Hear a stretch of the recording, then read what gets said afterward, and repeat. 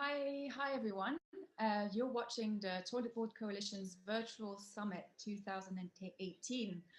My name is Claire Balbo. I'm the Accelerator Manager at the Toilet Board, and I'm here to host this next session, part of the Toilet Board's Virtual Summit. We're hosting a series of events throughout the next 3 days. This is the celebration of World Toilet Day to remind us all that 2.4 billion people still lack access to proper sanitation. And also to highlight positive achievements in this sector.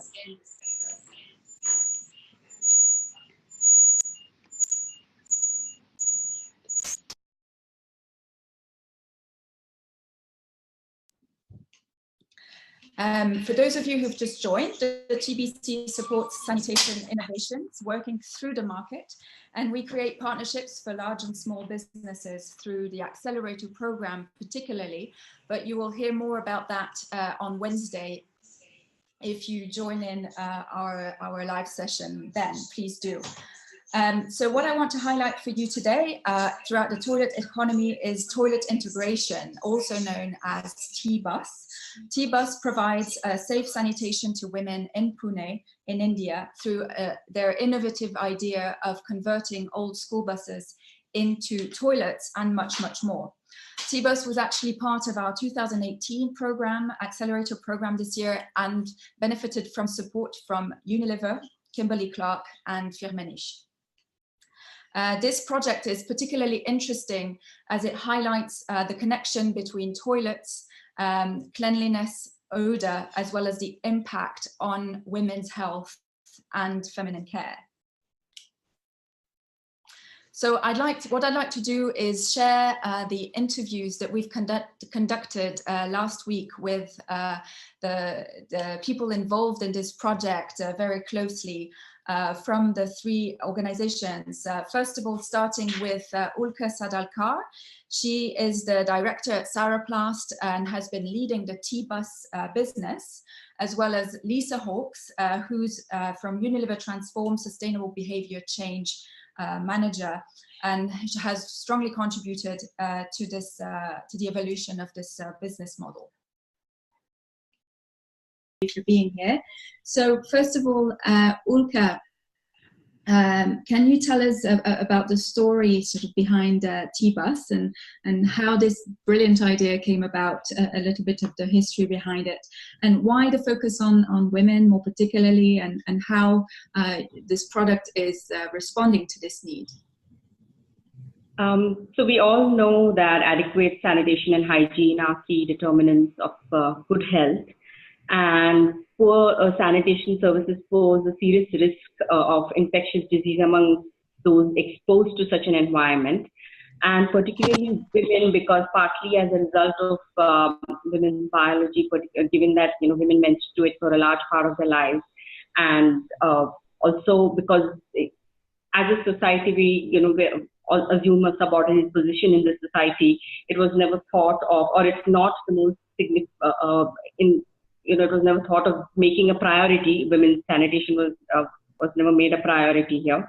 So that's why, again, it's not as easy for women to go out in the open as it is for men when there's lack of facilities for that. So that's why women was our priority. Plus, women have, because women have started moving out of their houses now, and there are more floating population of women in India now than before.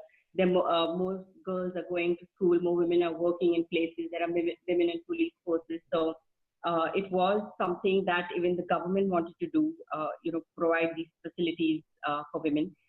In the recent survey that the municipality of Pune did, the additional number of toilets to be built for women was around 22,000. So the cost and the time for building that toilet is colossal. And that's how, through a brainstorming session with the municipal commissioner and Saraplast, we came up with the idea of putting this T-Bus out in public places. First of all, the convenience of it all, because it required no construction. It was easy to make these toilets inside the buses. There were scrap buses, and scrapping them and reworking them would cost more. It was easier to get these buses at a low cost from the municipality. And we got really convenient locations, so women did not have to go really far away looking for a toilet. So these are at bus stops, at roadsides, at parks, at public parks, at heritage sites. So that's how the idea of it came by, that we will make this just for women, because that is something that it is connected to their dignity and their rights, and it is a safe space for women to use.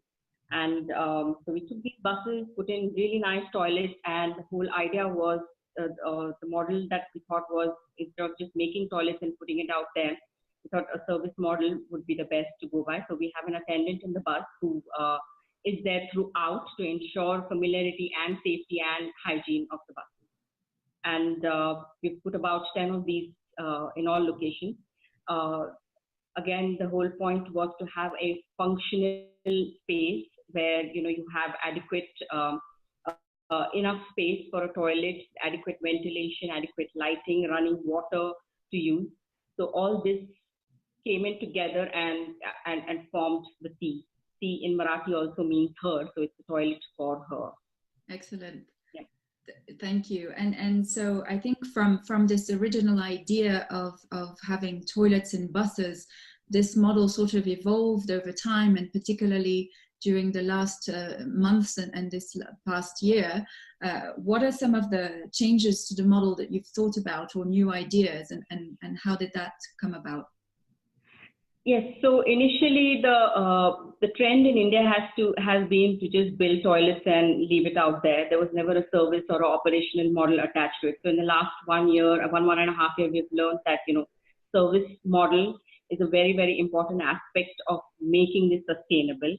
And since sustainability was one of the important factors of this, we realized that just a toilet is not going to be enough, because we had the convenience of location, but still changing women's mindset to using a public toilet and keeping it running, keeping it sustainable was going to be a challenging proposition.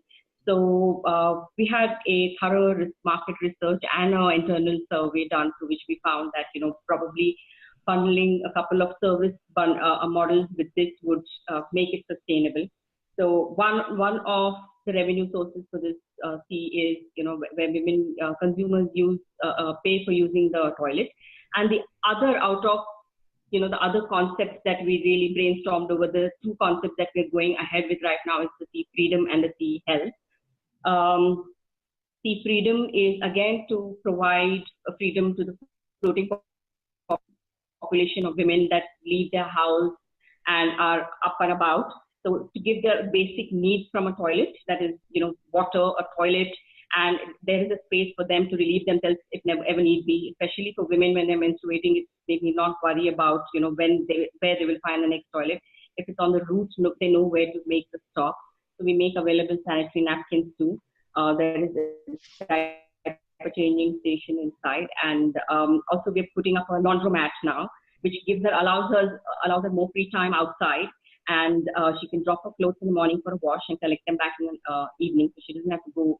She can invest more time in work and invest that money to make her life better.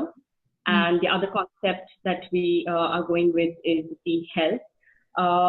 So apart from giving toilet services, the whole idea was to positively influence the behavior of women towards better self-hygiene and better self-care. So it has information on women's health regarding UTI, it has information on breast cancer, it has information on pregnancy and menstruation, and the effects, the ill effects related to it.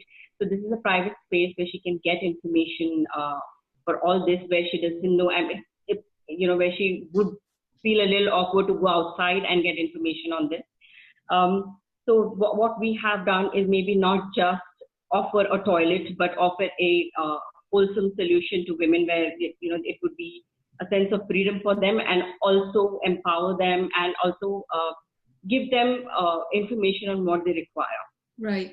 So exactly. Right. Exactly. Thank you. Thanks for that. And you mentioned marketing strategies, market research, and so I'd very much like to turn now to Lisa Hawkes, who's been involved in this work as well, and to hear from you on how, from a Unilever perspective, how is this model interesting for you, and what are the unique features that for you make it a promising product, and how do you think it can bring about positive transformation to sanitation? Hello everyone, my name's Lisa Hawkes and I work in Unilever's Chief Sustainability Office in the area of sustainable behaviour change.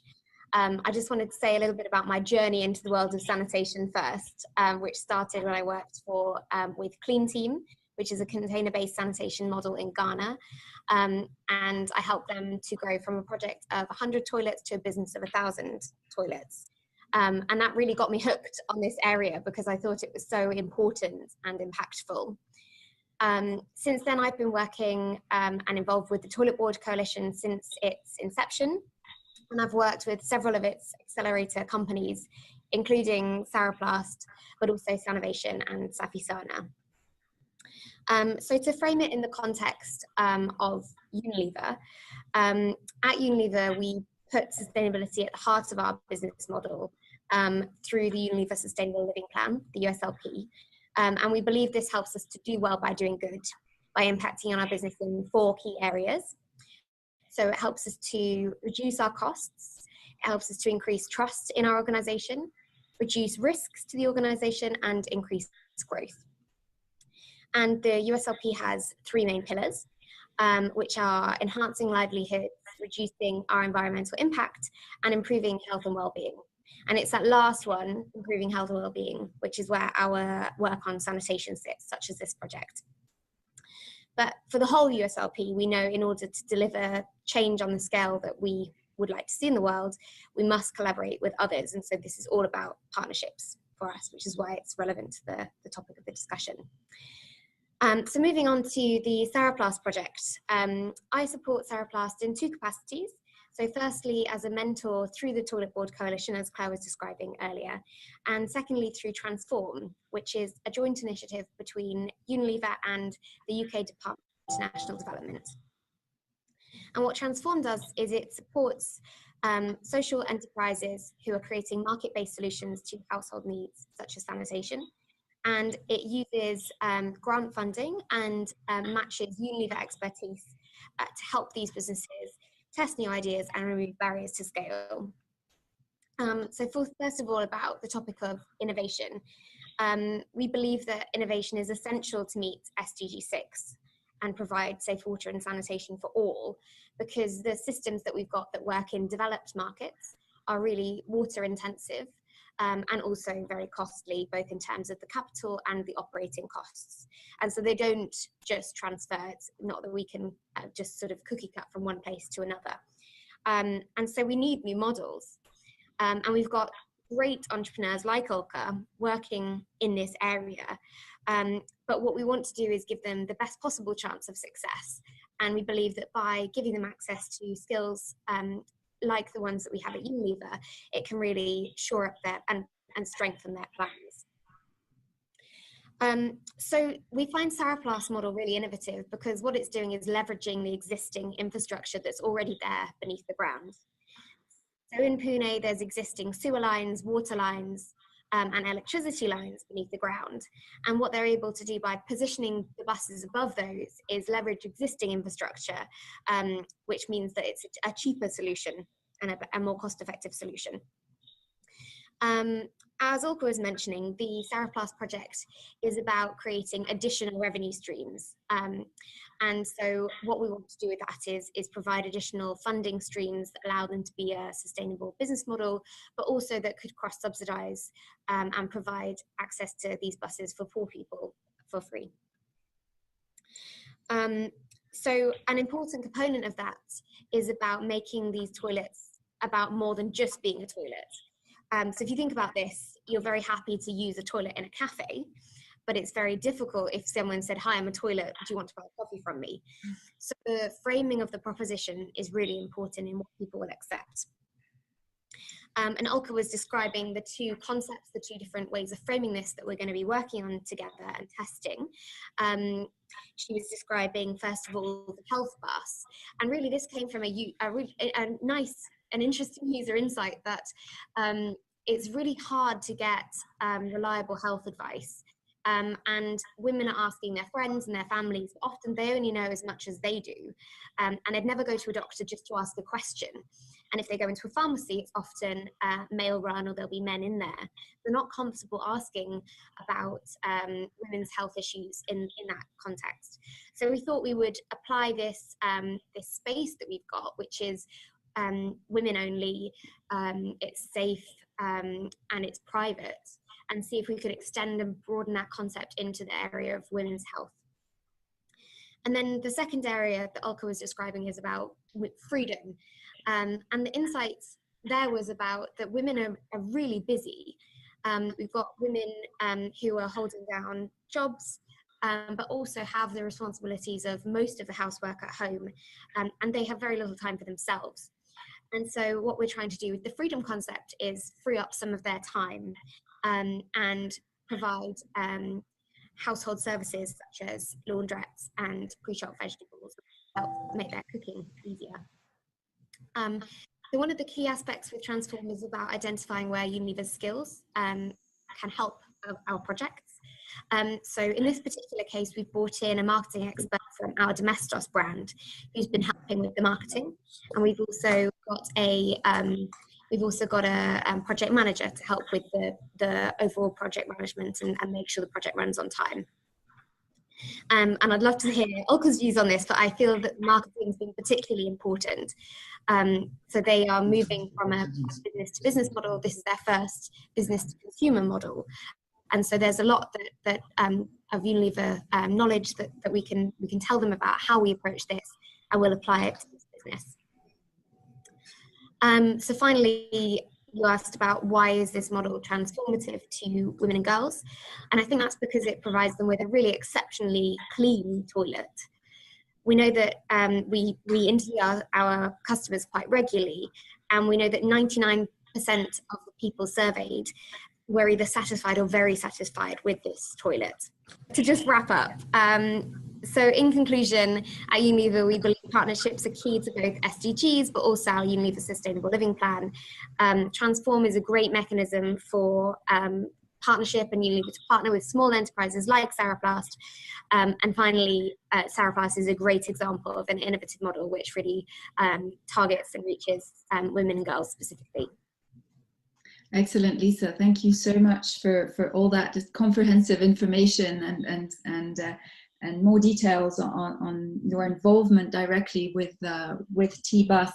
We have a couple of minutes left. I do just want to go back to Ulka. I mean, Lisa, you did mention quite a few constraints for women today. I think it's important to stress the importance of this. Because for a lot of us sitting in our homes with comfortable access to toilets, it's sometimes difficult to imagine why this issue is particularly important for women and girls. And so maybe in a couple of sentences, Ulka, you can just briefly mention what are some of the barriers that preventing women from accessing sanitation?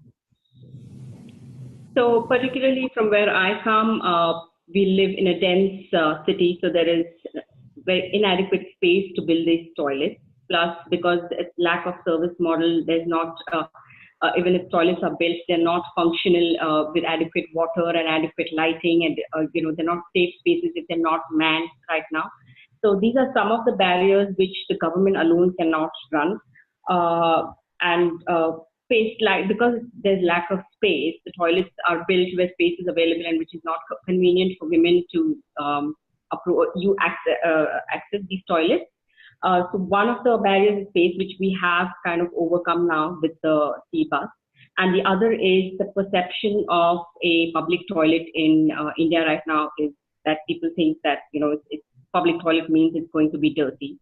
So that has been a little bit of challenge for us to get more and more women to come and use the space, and because it's years and years of habit of not going out, using a toilet only at home or then waiting to come back at home. So years and years of habit of that, changing that habit and changing that behavior. I wouldn't say it's a barrier, but it's a challenge, and we are working on it. Other than that, of course, the government has to be very, very supportive of this idea, because it's something that we are offering to the citizens. And when you talk about the floating population of Pune, it's approximately 3 million women here. So to take it to such a large scale, we do need support from the government. We need a lot of people coming together on one table and working, and getting those permissions on time and putting them out on time. And so implementing it was a tough road earlier, but now we are kind of overcoming that. So yes, Yes, I think you mentioned key points here regarding some aspects, some barriers such as cleanliness is a key one, I believe, and also malodors that can prevent women using or people using toilets in general. And so at the Toilet Board, we've also established further partnerships as well with other members such as Firmenich that have been working a lot on this malodor issue. As well as Kimberly-Clark, who has been focusing more on the menstrual health and hygiene and women's health products. So those are all other very key components to the sanitation economy, and that also illustrates that sanitation is more than simply providing toilets. And so we will hopefully hear from them as well on this issue. So as I was mentioning earlier, TBUS received mentorship support from some of our leading companies at the Toilet Board Coalition. And I'd like now to share with you a message from Rishi Dhingra. He's the Vice President of Family Care at Kimberly-Clark, and Jenny Lewis, Vice President of the Kimberly-Clark Foundation. Kimberly-Clark, which is highly engaged on women's health, menstrual hygiene management, and feminine care in general. And their work at Kimberly-Clark and how models such as TBUS can make a positive change to women's health in general.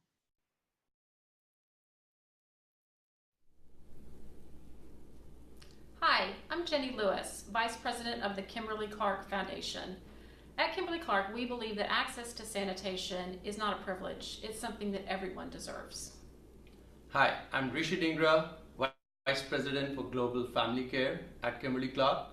I'm really proud that Kimberly-Clark is one of the founding members of the Toilet Board Coalition, and we also lead one of the biggest brand-led programs called Toilets Change Lives. At Kimberly-Clark, we started our commitment to sanitation in 2014. As a part of our journey, we've seen a lot of activations on the ground and witnessed a lot of devastation around the area of sanitation. And one of the things that we've learned more than anything is the profound impact that access to sanitation has on women and girls. When you think about the basic statistics, that 1 in 8 women don't have access to adequate sanitation, and imagine what that's like for a woman who's trying to manage her period.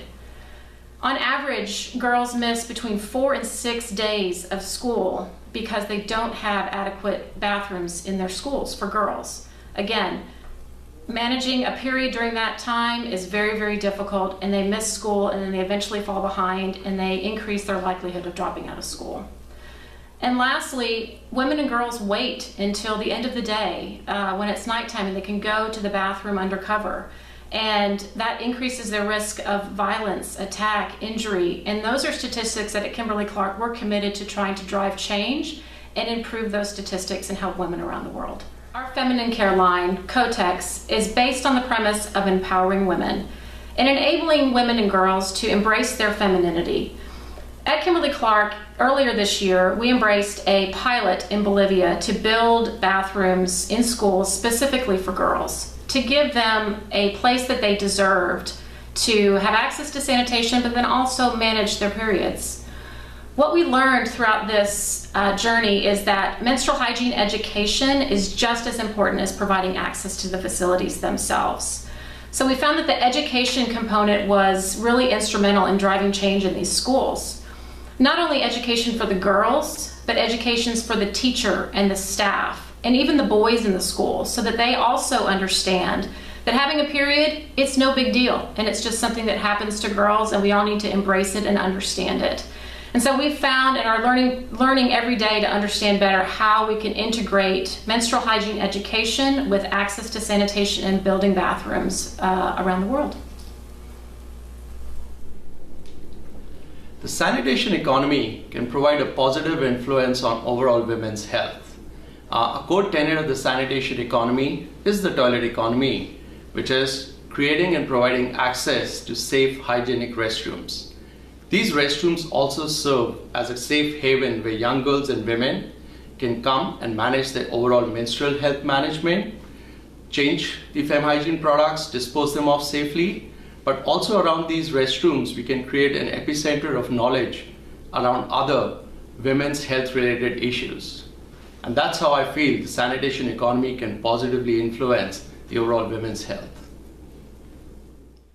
Kimberly-Clark has a very long history of innovation, and we are very excited to partner and to mentor with the T-buses because of their also very innovative approach to solving sanitation in India. Their solution around bringing these out-of-commission buses in high footfall areas for women, but making them service centers instead of just a toilet, addresses some cultural nuances straight on and really gets at the heart of what the women in India need and what they deserve. At Kimberly-Clark, we're bringing the women's health aspect to the T-bus idea. So basic Q&A around basic women's health issues, around periods, around product usage, around good hygiene and overall menstrual health management is something that we're excited to bring to the table. We're also including things around general women's health, so things to look for, when to see your doctor, just general things that women should know and should be aware of.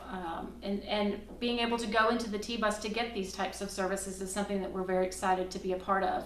And we're thrilled to be a mentorship and a part of the program.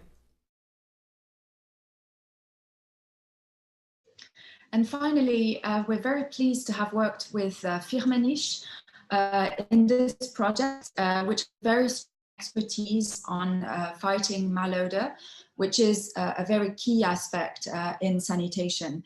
So to introduce you Sarah Darbeloff.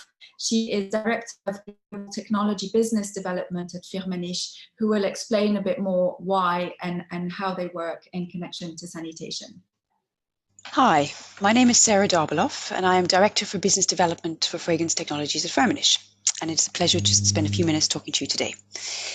You may not be aware that Firmenich is actually a flavors and fragrance company with many years' rich history of creating fragrances and flavors for many brands that you may be aware of. So you may be wondering why Firmenich in the role and in this whole context of sanitation. I just want to spend the next few minutes explaining to you what a company like us can bring, what we're actively doing to get to market with in the sanitation sector, and one specific project that I'd like to highlight to you. So we all know ourselves in our everyday life, the role and the importance that scent can have, and smell is really such a key tool that we have in being able to bring pleasure and experiences to our lives. And in the world of sanitation, it's very much the same thing.